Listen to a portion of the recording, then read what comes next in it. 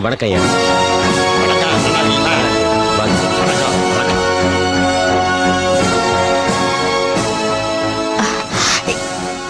ஐயா உட்காருங்க. இருக்கட்டும் இருக்கட்டும். முதலமைச்சர் கொடுக்க வேண்டிய மரியாதையை குறைக்கலாங்களா? நீங்க எந்திரிக்கலாமா? உட்காருங்க உட்காருங்க.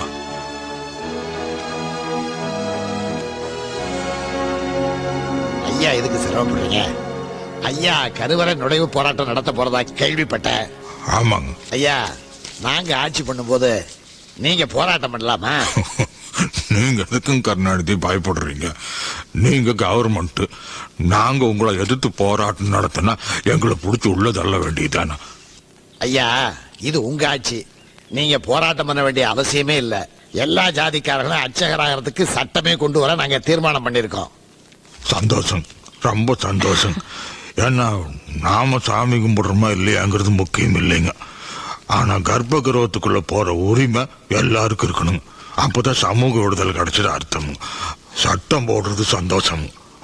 ஆனா கோர்ட்டு குறுக்க வராம பாத்துக்குங்க.